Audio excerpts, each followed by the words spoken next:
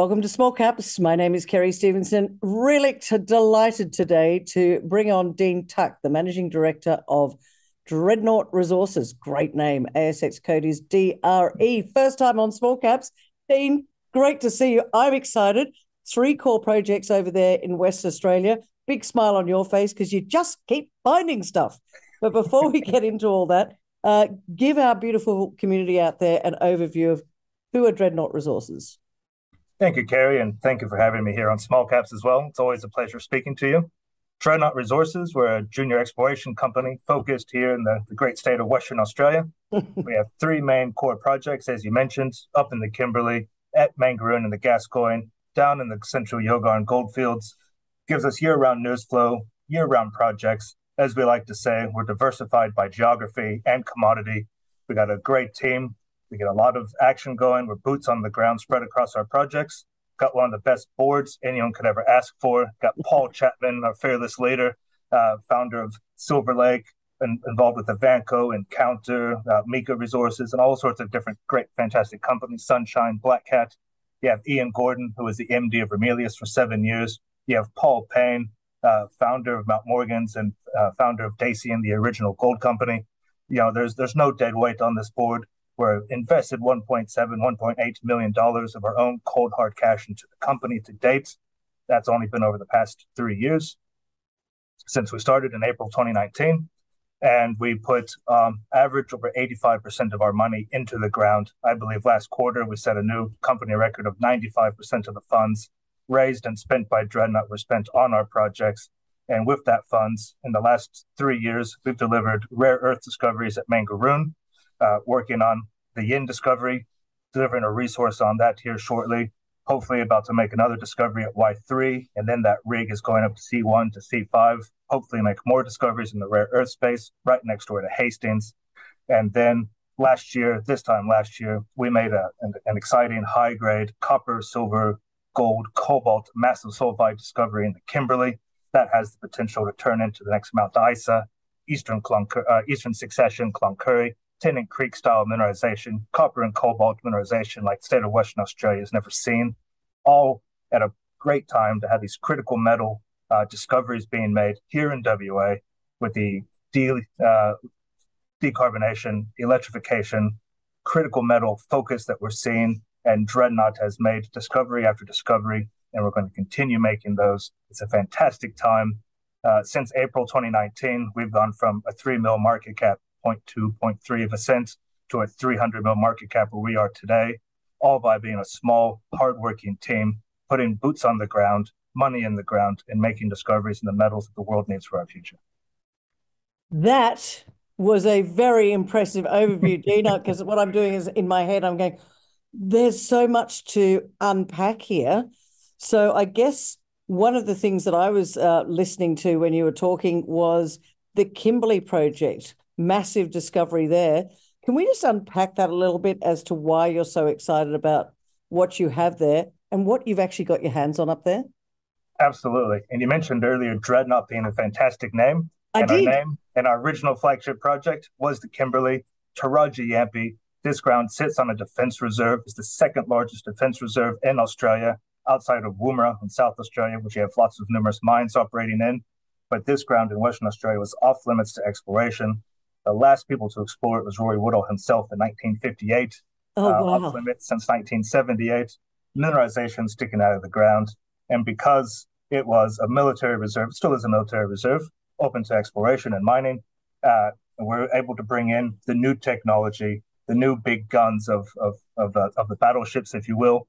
And so using that military theme, Paul Chapman, our chairman, said we'll bring in dreadnoughts, big, powerful, big technology, get out there, guns blazing, and to honeypot me into the role to go and explore these fantastic areas. Little history note: the last surviving dreadnoughts in the world is the battleship Texas.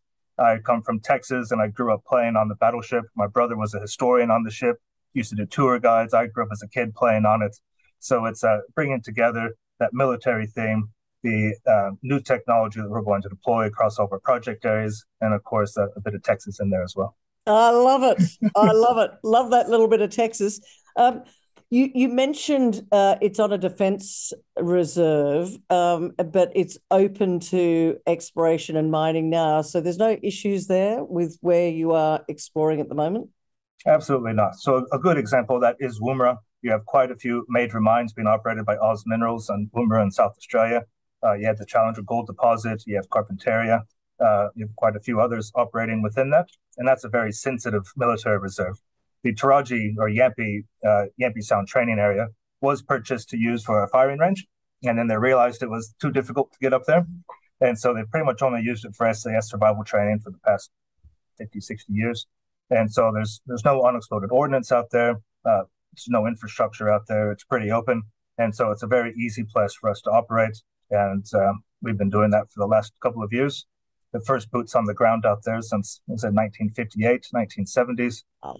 And opportunities like that don't come around every day. You know, I've worked in Myanmar, I've worked in the Amazon, I've worked in Ethiopia. All these places where you can go and stand on mineralization and make a discovery sticking out of the ground. Never thought you'd actually have those opportunities here in Western Australia, a tier one jurisdiction that's been off limits, new ground opening up, copper and gold mineralization sticking out of the ground with the same signature as Mount Isa. And our goal has always been, let's get a fingerprint on this, let's understand the system. We did that 2019, 2020, COVID shut us down.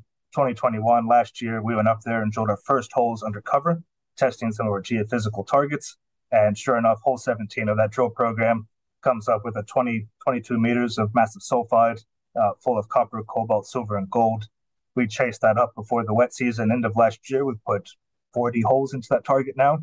And our knowledge of that area has just expanded significantly. So not only have we made this discovery and put multiple holes into it, showing scale potential of Orion, we also have grants next door, just sticking out of the ground, which is where we would all put drill holes into. So where you have two prospects that have the potential to turn into resources. And then we've just, the last year, essentially uncovered that there's a black plain soil that covers the ground up there. And what that does is that hinders surface geochemistry. It's a very useful technique for doing exploration. And so we've been geophysically dominated to look through that cover. And bump hunting, it works. Obviously, it worked for us at Orion, but it's not the best way to do exploration. And when we drilled Orion, we realized that that cover wasn't 30 meters thick like it is in Mount Isa. It was only 1 to 5 meters thick. Oh, wow. And so we worked together with Ozex, a really innovative young group, developing a heli-portable auger rig. We flew it in there during the wet season this year, and we started doing auger sampling through that black plain soil. And we saw a really nice geochemical dispersion halo over Orion.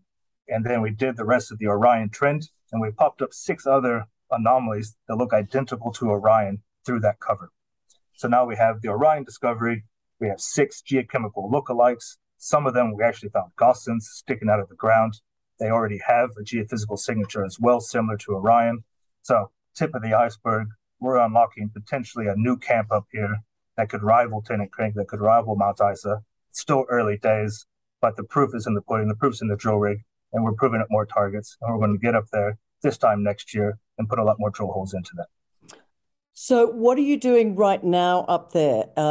Is it the wet season now, or when's the drilling start again? When's the news flow going to start up? Because I think I heard you say recently there's going to be and I think I can quote this, a tsunami of news coming out of Dreadnought. Yes, tsunami and news flow, absolutely. I'm very busy writing things at the moment. But essentially what we were planning to go back up there August, September this year. And of course, it's August, September right now. And we had, for the Kimberley, the unfortunate situation of making a rare earth discovery down at our Mangaroon project. Damn it. So, all these, too many discoveries to keep up with, Carrie. Yeah. So we have made the discovery down there. We have clear line of sight on delivering resources there. We're already there. So we're going to keep the rigs there for the rest of the year. Okay. At Mangaroon, drilling the rare earths. But what we have for the Kimberley is that auger program. We only got about a third or halfway through covering the ground that we wanted to cover. So now that we know that it works, we have 2 auger rigs showing up to the Kimberley this time next month. So 20th of September, we have 2 more auger rigs showing up to the Kimberley, and we're going to cover the rest of the prospective horizons, all these nice, beautiful lithostructural, fantastic places to hopefully host mineralization. We're going to cover them with the auger rigs, get some anomalies in there. With those anomalies, at the end of this year, start of next year, We'll get them all cleared and approved for drilling. We'll do some extra geophysics on those, really define those targets down. And then come June, as soon as the wet season's up and we can get access up there, we'll bring up the RC rig and the diamond rig, and we'll just line up our best targets and drill through them all. So we'll make additional discoveries, and we'll deliver the resources up in the Kimberley this time next year. All right. Well, there's still a lot of work to be done up there, but as you say, and did you say another 6 anomalies that just on the Orion Trend? And then, but wait, there's more. Our last announcement on that, we had the second half of them. We had Thunderer come out, and we actually had rock chips on this new area. From what we've learned from our auger sampling and Orion drilling, we found a new area, Orion lookalike. We had Gosling sticking out of the ground, going 40% copper, 150 grams silver, over a gram gold. And we've only just done 2 lines of auger over this thing. So we're going to be starting there with the auger rigs, really hitting that area hard to define new targets. So as we continue to do work up, the area's been off limits since 1978, unexplored since 1958. We're learning so much every single program with a fantastic team, a lot of great minds, a lot of good people to get out there and get things done. And we are learning as we go, modifying the programs. And sure enough, the last week of the program, we find new Goslings sticking out of the ground, 6 new Goslings to be exact. Nick Chapman was beside himself out there making that, by himself looking after the auger rig. So it's a very exciting time, and it's told us that there's a lot more to be had in the Kimberley, and we're going to throw some auger rigs at that and really unlock everything that's there, have our targets lined up, have everything in place. And when we finish drilling our rare earths for the next 9 to 12 months now, we'll be able to take the same crew, all the drill rigs, all the relationships that we have with our drillers and our contractors, take the whole team up to the Kimberley and make those discoveries and deliver those resources. Boy, oh boy, it's a pretty exciting time for Dreadnought. I don't think the market's cottoned on to exactly what you've got up there, but there's a lot to go. But as you say, it has not been touched since 1978, and that this has the hallmarks of being another Mount Isa, which would be quite extraordinary. And I think, did you say 40% copper? Some of the rock chips, yeah. So we're getting, it's pretty stunning. Those are rock chips. Rock chips are always a bit dodgy and everything else, but it's still pretty exciting to see numbers like that and to see this sticking out of the ground, Gary, sticking out of the ground. We're not exploring undercover here. We're not in the Deep Basin. We're not in the Albany Fraser. We're not in the Patterson. This is sticking out of the ground. Well, I can clearly see the excitement in your voice. Before we get onto the rare earths, because I got a little bit excited about that, Dean, has this surprised you to the upside, or did you think, listen, no one's been on this ground since 1978. Technology is going to help us find what we want to find, but what you're finding, has it surprised you with the grades that you're finding and the fact that it is literally not that much undercover? It's one of those things with exploration. There's never a guarantee of success. I think a good prospect has a 1 in 1,000 chance of becoming a mine. Yeah. And so there's always this, we went up there because we knew that the Kimberley had these opportunities. And so in that regard, it's living up to its expectations. But still, when you're on the rig and you hit the massive sulfide and that black dust comes up, you can smell it, you can feel it, you can see it. There's nothing that gets the blood pumping quite like hitting massive sulfides. And then to actually see it carrying grade, carrying that gold, which you don't see the gold in the field, like it's an assay thing that comes through a bit later. It's a gift that keeps on giving. And it's very exciting to hit it in hole after hole. And now we're doing that auger rig, and we're doing additional geophysics showing there's potentially more of these. It is exciting. It is surprising, but at the same time, that's why we were there in the first place. And so it is living up to expectations, and that's extremely rewarding. Well, Dean, that tsunami of news flow just on that project alone looks like it's going to keep you pretty busy. And that's not even our flagship project at the moment, Kerry. Yeah, well, the flagship project is Mangaroon, isn't it? Am I right? That is correct. Okay. That is correct. In Mangaroon, 5,000 square kilometers of ground there. So it's a couple of projects in one. And so we have one half, which is a joint venture with First Quantum. And then we have the other half, which people are probably most familiar with right now. And that's the most exciting, very exciting aspect of the rare earth discoveries that we're making at Yin. So we'll potentially have at Y3, and it will potentially continue to develop not only on the ironstones that are similar to Hastings and Gabbana next door, but also on our carbonatite targets, which could be the source for the region, which could take that area, not only make it a comparison to Hastings and the ironstones, but make it a comparison to things like Mountain Pass in California, like Mount Weld with Linus, like Vital Metals, like Peak Resources, It could be one of these big carbonatite deposits. And we talked about. Sorry to interrupt you, but what do you mean by a big carbonatite deposit? What does that mean? Unpack that in layman terms for us. All right. So when you have carbonatites, are these fantastic funky rocks, and if anyone tells you they know how they form, they're just making it up anyway. But they tend to be very rich in rare earths. They tend to be rich in niobium. They tend to be rich in phos, and they can have base metals and gold. We talked about, they're an intrusive rock, so it's a magmatic rock, and they tend to form big plugs. So they have big diameters, go to the center of the earth. Linus recently drilled a 1,000-meter deep hole. I think it averaged 1.5%, 2% rare earths the whole way down. They're very, very large, very, very funky, very mineralized rocks. When we talk about prospects having a 1 in 1,000 chance of becoming a prospect, there was a study done in 2019 that looked at all the carbonatites of the world, and carbonatites had a 1 in 10 chance of becoming a mine. Okay. So when you look at the probability, carbonatites are fantastic, and most importantly, right now, they're fantastic sources of critical metals like niobium, like phos, and especially rare earths. And so when you have that classic carbonatite ironstone model in the Gifford Creek carbonatite complex, which we have in the Gascoyne region, this area has been known about since the 1970s. You had these ironstones that looked like Gaussons. They thought they were base metal targets. Someone assayed them for rare earths to get a fingerprint on them. And all of a sudden, they realized they were full of multiple percents of rare earths. And overnight became a massive rare earth project. And these carbonatite veins that look like Gaussons sticking out of the ground are part of a well-known carbonatite model, in which you have a very large intrusion. And then you have late-stage pulses that are rare earth rich, that are ironstone rich, so like iron carbonates and things like that, that form dikes and sills that shoot out away from a carbonatite intrusion. And so in 1990, Newmont and Newcrest and a few other companies actually explored around Yangibana, and their whole model was all these ironstone veins that we see sticking out around the region, all of these are part of a larger intrusive complex. And the question has always been, where are the source intrusions? Where's the big plug? So we have these dikes and sills, which are fantastic grade. Obviously, Hastings has built a mine on them. They're going into production next year, getting funding. They're doing great things next door. This had Wailu Metals just came on board and took almost essentially a 25% stake in Hastings, potentially valuing the company at 600 mil. And so you see people like, it's a real project all in its own rights. And those are the ring dikes and sills away from a potential and theoretical carbonatite intrusion. And last year, we flew detailed magnetic survey. Our guys got out there on the ground, and we found outcropping carbonatites mineralized, getting rare earths and phosphate right there at surface. And we're about to embark on the first drill program over those.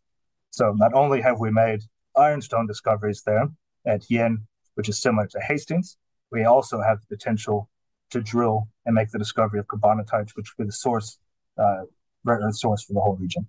And that could essentially just make this region of Western Australia one of the most significant rare earth provinces in the world. And that would be very, very exciting.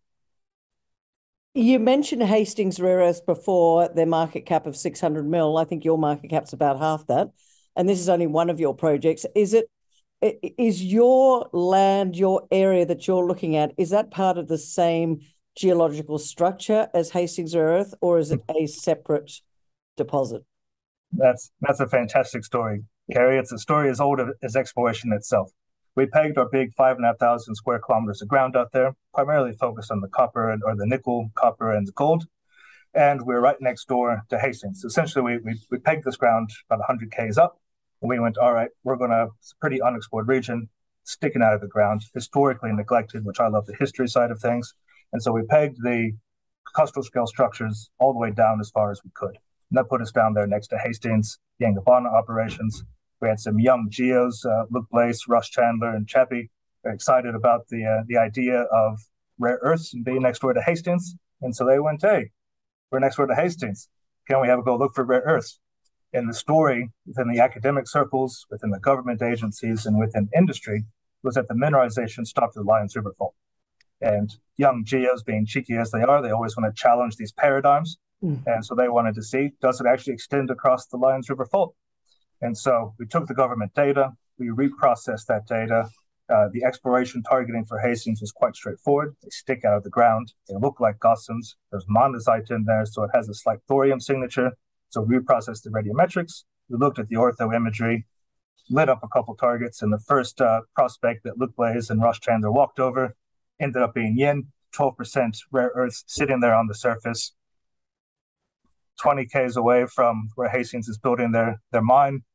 And that's what started our rare earth focus, and certainly took a lot of our focus, our time, and our finances for the past 12 months has been focused on getting a threshold of targets defined at Mangaroon on the rare earth side, getting the approvals in place, and delivering our first drill program.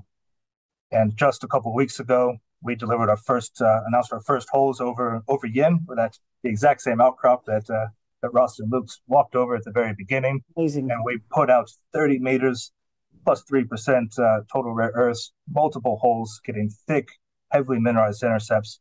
To put that into perspective, Hastings, again, next door, going into production, Australia's next rare earth producer, their best drill intercept of 14 years of drilling was about 24 meters at 1.8, 9 meters at 3.3. And our first 6 holes were producing some of the thickest and highest grade intercepts that region had ever seen. And that was certainly obviously underpinning the excitement behind what we see with Dreadnought at the moment. And it's a very exciting time. We've now drilled 120 holes into Yin. We've confirmed mineralization over 3 strike kilometers of that. That's not all 30 meters thick. They pinch and swell, just like at Hastings. But there continues to be thick mineralized intercepts across those 3 strike kilometers. We just announced a month ago, or a couple of weeks ago, I should say, that based on the interpretation of what we've learned from Yin, that first pass drilling, that Yin trend actually extends for 16 kilometers of strike. We've only drill tested the first 3. And our drill rig is currently drilling at Y3, which is another 2 to 3 kilometer long subcropping ironstone trend, which we're putting our first drill holes into now. And then we'll go to the C1 to C5 carbonatites. And then, but wait, as always, there's more. We have a number of other radiometric anomalies associated with ironstone-looking rocks. I think we've defined 140 of them. We've ground truthed about 40 of those. I think 20 to 30 of those have come up as outcropping mineralization at surface, and we still have a lot more to go look at. So not only do we have Yin, best drill intercepts the region has seen in 15 years of drilling, we've confirmed Yin over 3 kilometers. We've interpreted Yin over 16. We have Y3. That's just starting there. We have other targets, ironstone targets coming up. We have C1 to C5, which are the carbonatite targets, which we have confirmed outcropping mineralization in already. We're just waiting to be drilled. Pads are prepped, ready to be drilled. As soon as the rig leaves Y3, it'll go to the carbonatites. And even in the last announcement, we also announced a new carbonatite target with mineralization sticking out the surface as well. So tip of the iceberg in the Kimberley, even more of the tip of the iceberg at Mangaroon.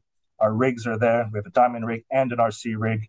If the carbonatites come off, we have the option to bring out a second RC rig into the project area.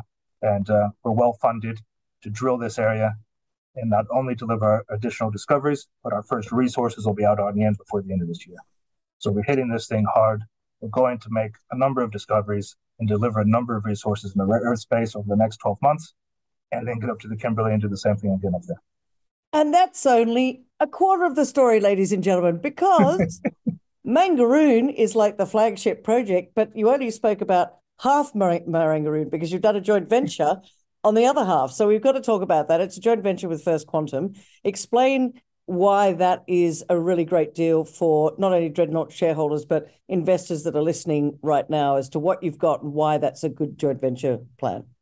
All right. So one of the first reasons why we went into the Mangaroon area is Mangaroon as a region, the Gascoyne region, has been unloved since the 1890s.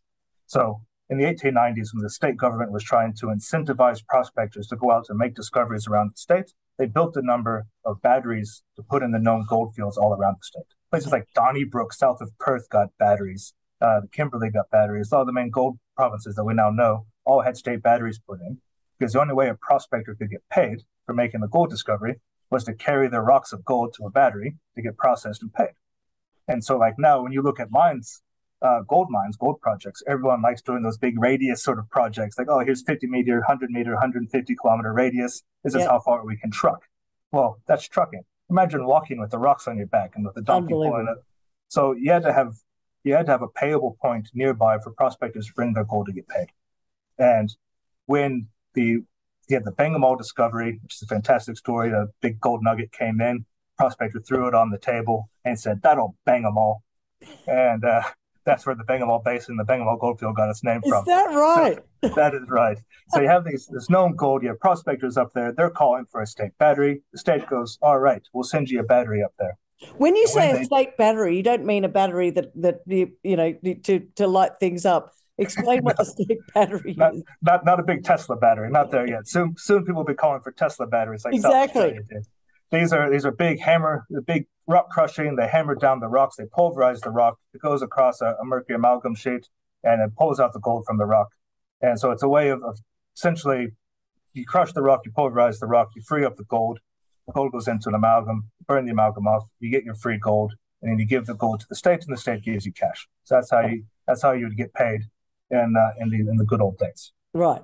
Got it. So before you had ball mills and heap leaches and all the rest of it, you had a rock that crushed the rocks up, freed up the gold, extracted the gold out, and then you got paid for it.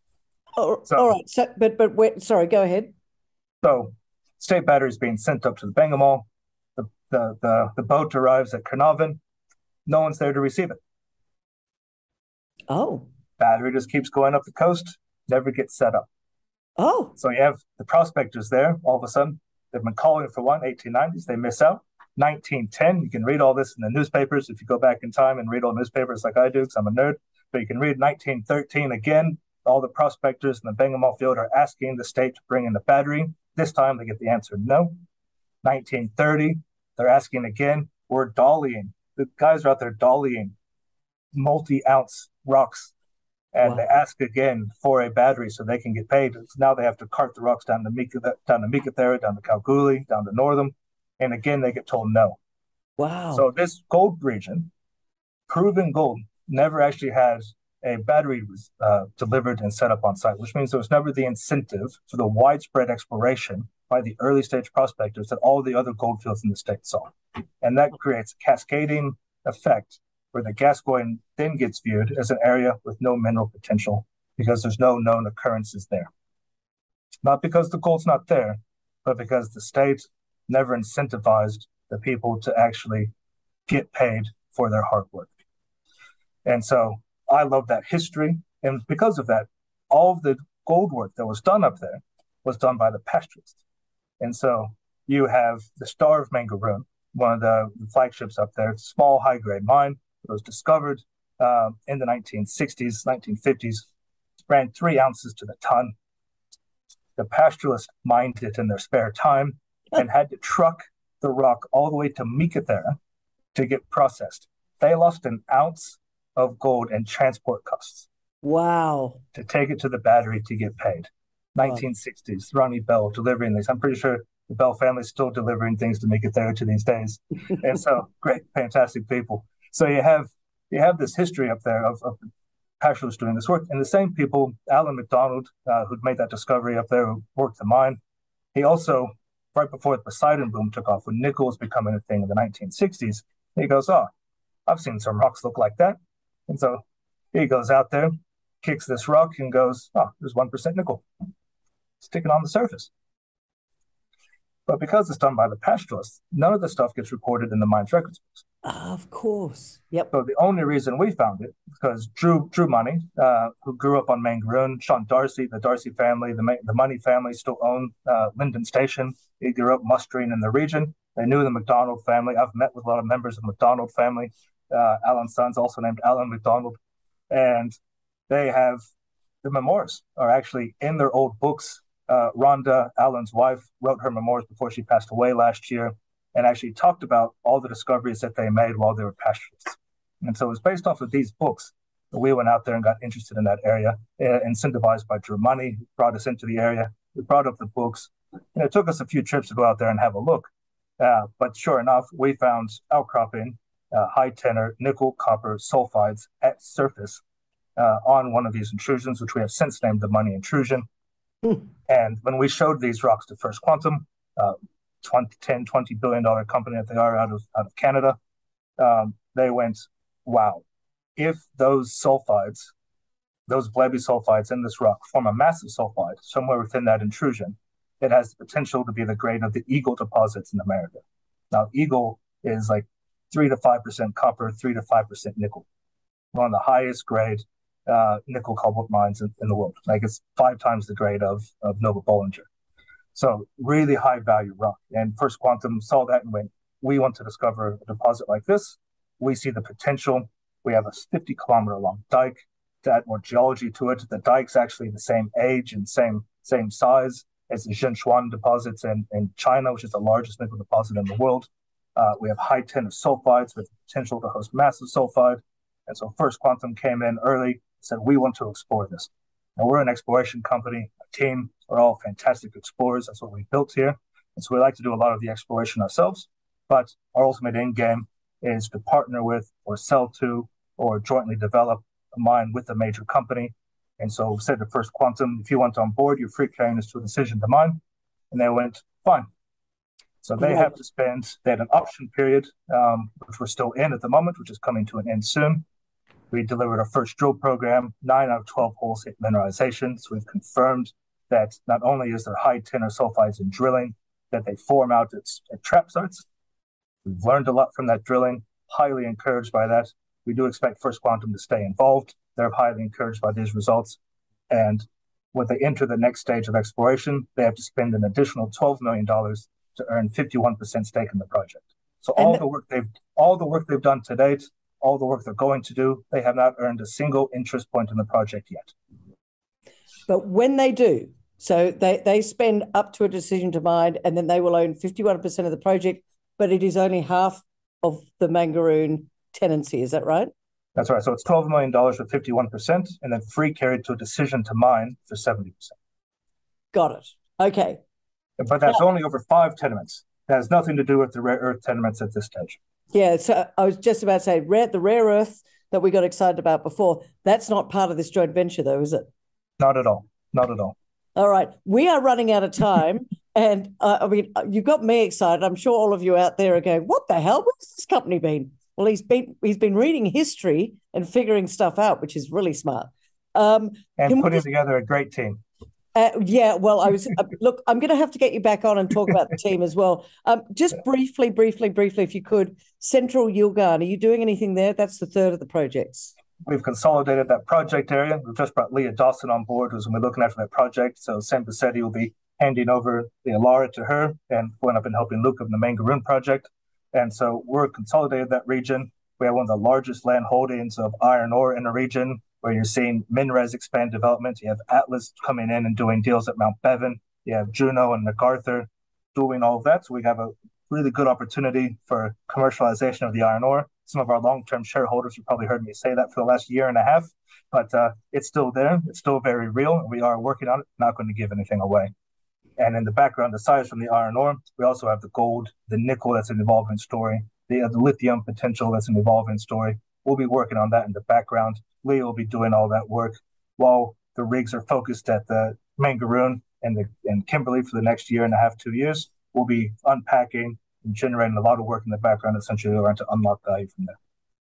Goodness gracious me. What a story, ladies and gentlemen. So, Dean, as this tsunami of news comes out, you'll have to come back. But look, everyone knows I love to wrap things up by lots of information there.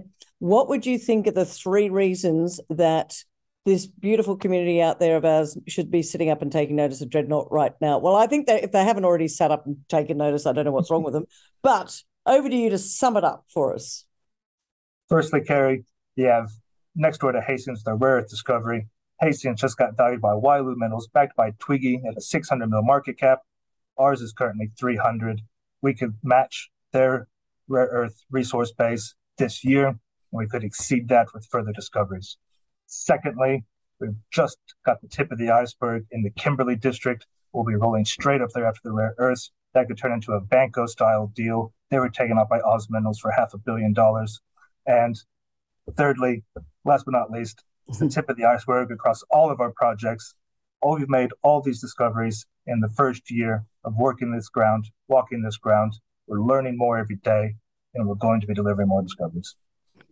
Well, ladies and gentlemen, there you have it. Dean Tuck, Managing Director of a very busy company, Dreadnought Resources. You might have to go all the way back to listen to what he said at the beginning, which was about the board and management and just all of the success that they've had in the past. I've often said this to all of you, that have a look at management. It's a really important part of the overall picture of a company. Dean Tuck, it's been fantastic to have you on Small Caps today. With this tsunami coming out, you better come back and have a chat to us as the news flow comes through. But for now, thanks for joining me on Small Caps today. Thank you, Kerry. Anytime.